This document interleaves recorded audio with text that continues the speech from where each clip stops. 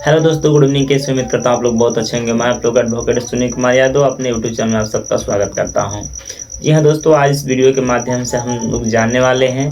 वैसे तो आप लोग थंबनेल देख करके ही जान चुके हैं कि किस टॉपिक पे इस वीडियो के बारे में हम लोग बात करेंगे, यानी उसके बारे में हम लोग जानेंगे। दोस्तों, मैं बता देना चाहता हूँ कि जैसे मान लीजिए कि हमेशा ये चीज़ देखने को मिलता है, या गांव में हो या शहर में, हर स्थान पे चीज़ देखने को मिलता है। या किसी भी घर में जब नए नए शादियां होती हैं तो कुछ दिन तक ठीक चलता है, उसके बाद से कुछ ना कुछ उसमें विवाद हो जाते हैं।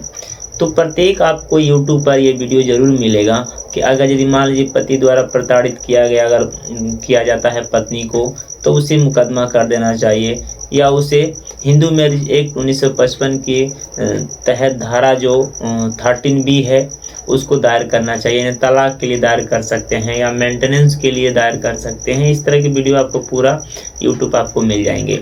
लेकिन इस मैटर में, इस घटना में मैं ये नहीं बताऊंगा आपको कि आपको सिर्फ एक ही सलूशन है कि आप उसे मुकदमा करके या FIR करके आप इस का सलूशन निकाल सकते हैं। इस तरह का कुछ भी नहीं है। क्या आप कभी सोचे हैं कि अगर जब भी इस तरह का पारिवारिक विवाद होता है, घरेलू हिंसा जब भी आते हैं सामने, पत्नी पति के ऊपर आरोप जब भी लगाती हैं, तो क्या इसका सिर्फ मुकदमा ही सलूशन है? क्या दूसरा सलूशन हम नहीं कर सकते हैं? दूसरा भी सलूशन है, लेकिन आपको ये चीज़ पता नहीं है, आप इससे अनजान हैं, आपको इसके बारे में जानकारी नहीं है। तो अगर जानकारी नहीं है तो वीडियो को पूरा लास्ट तक देखिएगा, क्योंकि मैं उसी चीज़ को मैं बताऊंगा कि आप बिना मुकदमे के, यानी बिना केस लड़े, बिना केस किए आप इसको कैसे सलटा सकते हैं और कैसे इसको ख़त्म कर सकते हैं, इस प्रॉब्लम को। तो हम सीधे अपना टॉपिक पर आते हैं दोस्तों। जैसे मान लीजिए कि हर घर में आप देखते हैं कि विवाद ये जो छिड़ता है, कुछ दिन तक मान लीजिए कि सही रहता है, उसके बाद वो धीरे धीरे कुछ ना कुछ छोटी बड़ी गलतियां, छोटी बड़ी बातें, एक दूसरे के बोलने के कारण क्या होता है, एक दूसरे के बीच में मनमुटाव होने लगता है।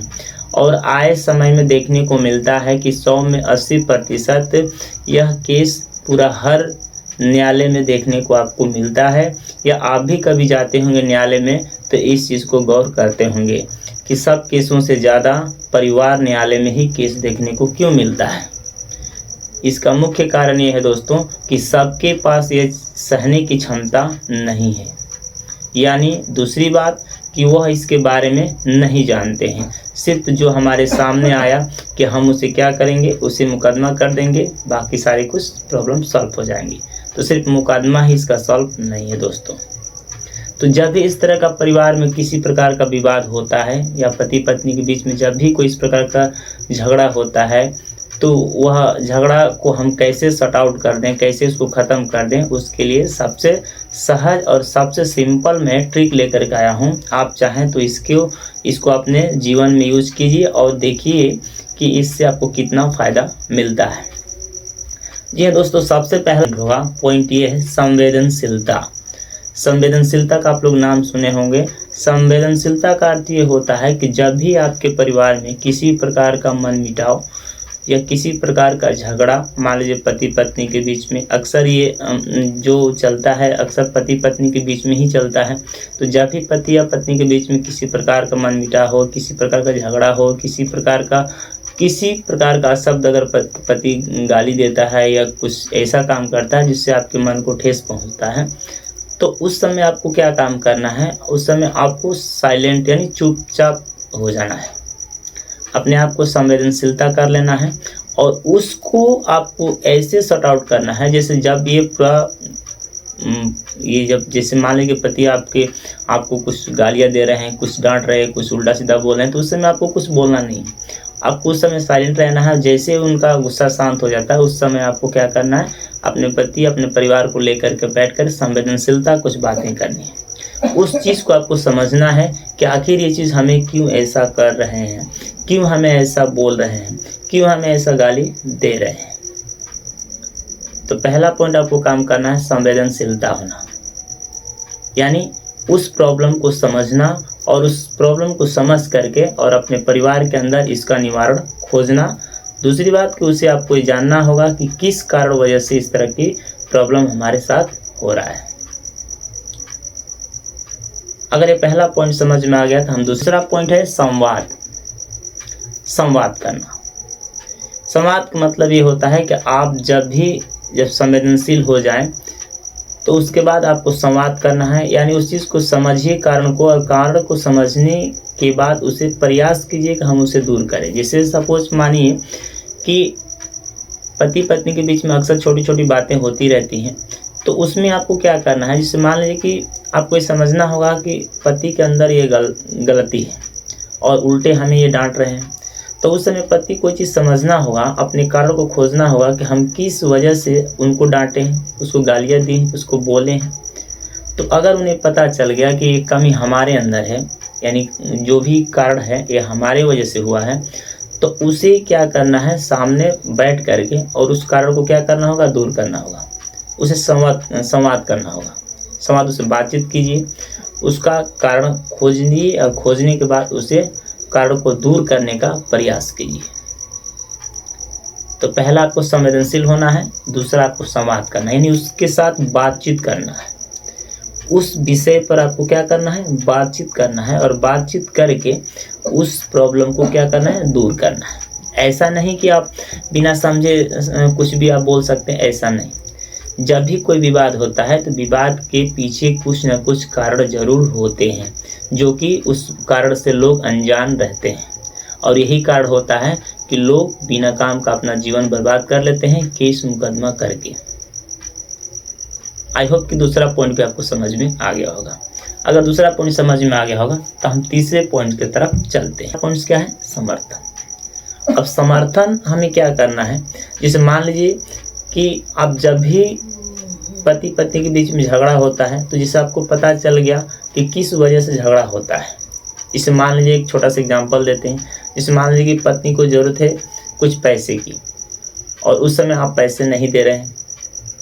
जैसे मान लीजिए उसे मार्केटिंग करना है या कुछ खरीदना है, तो उस समय पैसा आपसे मांग रही है, वो पैसा आप नहीं दे रहे हैं। इसके वजह से आपके बीच में क्या विवाद हो गया, झगड़ा हो गया। तो समर्थन का मतलब ये है कि आप उस चीज़ को समझ गए कि हमने पैसा नहीं दिया और इसके वजह से विवाद हुआ, तो आपको वो चीज़ समर्थन देना होगा कि हम इतना पैसा आपको नहीं दे पाए, लेकिन ज़रूरत पर आपको हम इतना जरूर पैसा हम आपको देंगे, और देना भी पड़ेगा या देना भी चाहिए, क्योंकि वो आपका एक सदस्य, आपका एक परिवार है। तो उस समय आपको इस चीज़ को समझना होगा, और जब पता चल जाए कि हाँ इस चीज़ के लिए विवाद हो रहा है, तो आप उससे समर्थन दीजिए, क्योंकि आपका समर्थन आपके परिवार के लिए है। अगर पति समर्थन देता है तो पत्नी के लिए, और पत्नी का समर्थन पति के लिए। अब इन दोनों का मिल करके जो समर्थन होता है पूरे परिवार के लिए संगठन बनता है। तो जब तक आप एक दूसरे को समर्थन नहीं करेंगे, अब जैसे मान लीजिए कि पत्नी कुछ करना चाहती है और पति कहता नहीं, मैं ये चीज़ आपको अच्छा नहीं लगे मत कीजिए, तो इससे क्या होता है, मन में एक मनमिटा होता है, मन में एक मतभेद पैदा होता है। तो ये चीज़ आपको नहीं करना है। अगर वो आपके लिए और आपके परिवार के लिए अगर यदि वो अच्छा करना चाहती हैं, तो आप उसे बेशक रोकिए मत, उसे वो काम को करने दीजिए। आप भी उसे समर्थन दीजिए और पूरा परिवार मिलकर उसे समर्थन दीजिए। ये बात सिर्फ पत्नी पर ही लागू नहीं होती है, पूरे परिवार, पति पर भी लागू होता है, यानी परिवार में जितने लोग रहते हैं सबके ऊपर लागू होता है। तो इस तरह का आप चाहें तो इस चीज़ से आप पूरा सट आउट कर सकते हैं। तो तीसरा हमारा पॉइंट क्या था, समर्थन। तो समर्थन हमें हर समय देना है, क्योंकि जो दूसरा कहा जाता है ना, पत्नी का जो दूसरा बल होता है वो पति होता है, और पति का जो दूसरा बल होता है वो पत्नी होती है। तो इस तरह का आप चाहें तो आपने इस प्रॉब्लम को सॉल्व कर सकते हैं बिना मुकदमा किए हुए। अब इसमें सोचिए दोस्तों, आपको 1 रुपया भी नहीं लगेगा, और घर की बात घर पे रह जाएगी, और ये कोर्ट तक भी नहीं जाएगी, और समाज को भी पता नहीं चलेगा। तो इस तरह का जब भी आपके परिवार में पति पत्नी के बीच में जब भी कोई किसी प्रकार का विवाद होता है, या घर में किसी प्रकार का विवाद होता है, तो इस तरह का आप जरूर इस 3 पॉइंट्स को अपनाइए और अपने जीवन में अपना करके देखिए दोस्तों, आपको जरूर से जरूर फायदा आपको इसका मिलेगा। सिर्फ मुकदमा ही कर देना हर प्रॉब्लम का सलूशन नहीं होता है, और आजकल आप लोग देखते होंगे कि हर छोटी छोटी बातों पे मुकदमा ही लोग करते हैं। क्यों? क्योंकि उनके अंदर ना समझ है, अगर वो समझदार होते और उनके अंदर एक समझदारी होती तो ये मुकदमा जल्दी नहीं करते, पहले इसको ख़त्म करने का प्रयास करते और उसको सोचने का प्रयास करते और उसको समझने का प्रयास करते। तो उम्मीद करता हूँ दोस्तों कि यह जो आज का जो मेरा लेक्चर था, आज का जो वीडियो था, मेरा बनाने का मकसद यही था कि अगर आप यदि समझदार हैं, पढ़े लिखे हैं, तो आप इस चीज़ को गौर कीजिए पहले और इसको समझिए। सिर्फ मुकदमा ही करने के पीछे मत भागिए, कुछ अपने तरफ से समझकर भी अपने परिवार को संभाला जा सकता है और मुकदमा से बचा जा सकता है और आने वाले समय को मजबूत किया जा सकता है। तो बस दोस्तों, आज के वीडियो में इतना ही जानेंगे। अगर यदि आप मेरे चैनल पर नए हैं तो चैनल को जरूर सब्सक्राइब जरूर कर लें, ताकि इसी तरह हर आने वाले कानून से रिलेटेड वीडियो आपको मिलता रहे। बस दोस्तों, आज के वीडियो में इतना ही जानेंगे, फिर अगले टाइम मिलते हैं। तब तक के लिए मुझे इजाज़त दीजिए। जय हिंद, जय भारत।